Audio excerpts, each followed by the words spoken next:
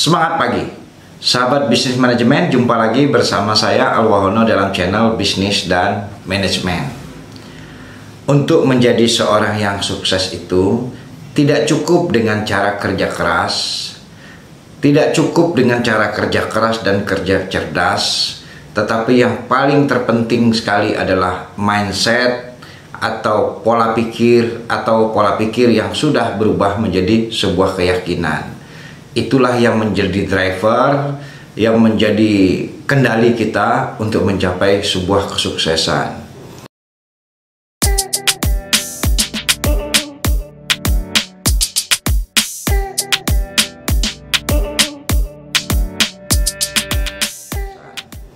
Kalau kita tidak punya mindset yang besar atau tidak punya mindset atau pola pikir kita yang sukses, maka akan tentu kita sulit sekali untuk mencapai sebuah kesuksesan.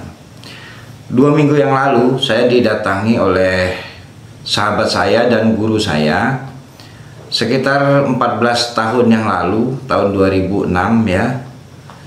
Beliau itu adalah sebagai guru mengajarkan kepada saya tentang sistem manajemen, mengajarkan kepada saya bagaimana menjadi seorang konsultan yang baik, ya, bagaimana membangun sistem, bagaimana menerapkan sistem manajemen, baik itu sistem manajemen mutu, sistem manajemen K3, lingkungan, dan sistem manajemen lainnya, termasuklah dalam pendekatan bisnis proses.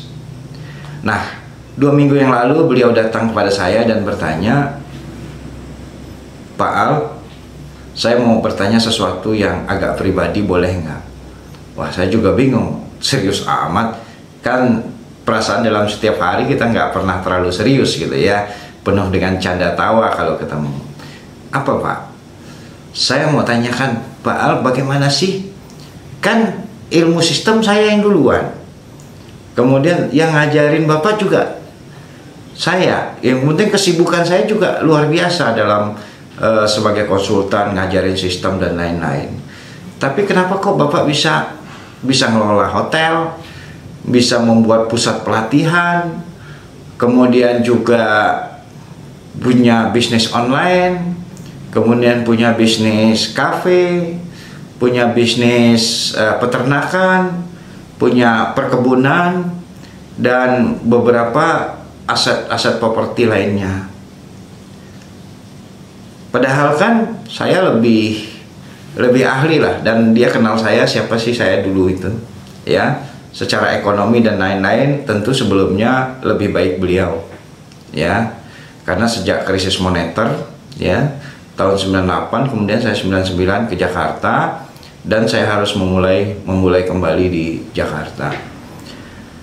Nah, saya sempat merenung sejenak, ya, saya merenung sejenak, apa sih gitu ya rahasianya, karena saya tidak pernah punya rahasia dan tidak pernah berpikir serius tentang hal tersebut.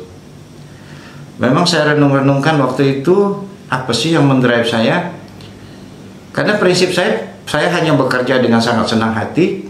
Kalau saya bisa membantu orang membangun sistem di perusahaan itu baik, ya, kemudian sistem yang saya bangun itu bisa berjalan autopilot, kemudian saya mengajarkan mereka tentang sistem, tentang keselamatan, tentang lingkungan, ataupun proses-proses bisnis dan improvement lain, mereka bisa menjalankan dengan baik, saya sudah puas dan hati saya sangat bahagia. Nah, itulah yang saya lakukan dari tahun ke tahun, bahwa saya melakukan sesuatu yang sangat menyenangkan menurut saya, bisa membantu banyak orang. Dan dari aktivitas tersebut ternyata saya memperoleh hasilnya yang juga sangat luar biasa, sehingga sahabat saya ini pun bertanya, ya, terhadap hal tersebut.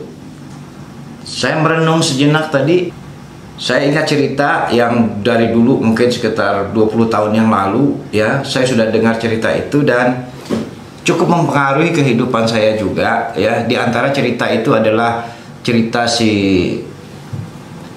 Pablo dan Bruno, ya, 2 anak desa di Itali, di perdesaan Itali, yang teman-teman mungkin sudah paham ceritanya, udah tahu, tapi nggak apa-apa, saya sampaikan sedikit pola pikir saja, ya. bahwa dua anak desa ini bercita-cita menjadi orang sukses dan kaya. Nah, mereka mencari peluang apa yang membuat mereka bisa mendapatkan uang dalam jumlah yang cukup besar. Nah, ditawarkanlah oleh kepala desa mereka, karena desa mereka itu adalah jauh dari sumber air bersih, ya, dan harus mengambil air di balik gunung yang ditempuh dengan perjalanan yang cukup lama, ya. Sehingga kepala desa bilang, kalian mau saya kasih kerjaan enggak?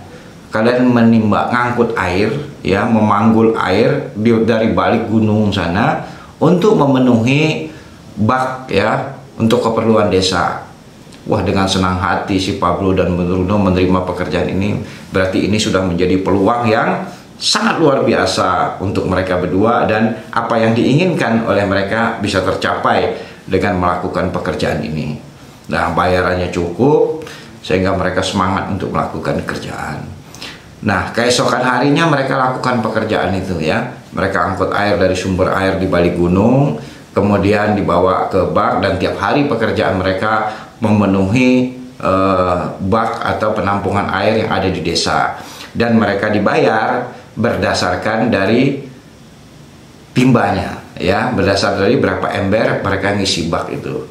Nah, dengan semangat mereka tiap hari melakukan pekerjaan itu, sehingga bisa mendapat uang yang cukup banyak. Kemudian mereka bisa menikmati hidup, kebutuhan keluarga mereka cukup. Kemudian bisa nongkrong di kafe, menikmati makan dan minum lebih, dan bisa membangun rumah dan seterusnya. Kemudian satu kali Pablo berpikir, wah, ini kita nggak bisa kerjaan terus-terus ngangkut air seperti ini. Kalau kita sakit berarti kita tidak punya pendapatan. Kalau kita nanti menjadi tua tidak bisa dapat pendapatan juga. Akhirnya Pablo ngajak Bruno, yuk kita sebagian waktu, ya, sebagian waktu kita selain kita memenuhi penampungan air, karena memang harus kita isi setiap hari di desa, kemudian kita bikin saluran air yuk. Kata Bruno, ah gila, katanya, gimana kamu bikin saluran air? Kita sudah cukup dengan cara kita menimba air ini setiap hari, kita memanggul air setiap hari, memenuhi ini kita sudah tercukupi sebuah kebutuhan kita, dan kita bisa menikmati hidup. Nah, karena tidak mau si Bruno, akhirnya Pablo tetap, ya, melakukan pekerjaan itu. Nah, setelah bak air diisi dengan penuh, ya, kemudian sorenya dia kerja sampai malam hari, ya, membuat saluran air. Kemudian di akhir-akhir pekan Bruno menikmati waktu-waktu santai di kafe atau di restoran di mana, sementara Pablo terus bekerja, ya, nggak kenal lelah, terus-terusan kerja. Setelah nimba air, ya, setelah dia manggul air bersama Bruno, dia bikin saluran air. Nah, pembuatan salur air dia itu mungkin membutuhkan waktu 1 sampai dengan 2 tahun. Jadi tidak mudah untuk menimba air ini, untuk membuat saluran air ini. Nah, oleh karena itu dia tiap hari, dia tidak kenal lelah melakukannya. Mungkin kalau secara pekerjaan Bruno sudah enak, tiap hari pulang selesai nikmati hidup, sementara Pablo terus melakukan pekerjaan ini. Dan waktu berjalan terus menerus, dan setelah bangun Pak saluran, kalau di setengah berarti sudah setengah jadi, maka Pablo pun ngambil airnya tidak sejauh Bruno lagi, ya, dia cukup di tengah jalan, dia bisa hemat separuh dari waktu yang Bruno kerjakan, sehingga sisa waktunya dia dapat menyelesaikan saluran. Akhirnya waktu berlalu sehingga 1 tahun lebih, ya kan, dan saluran air pun jadi.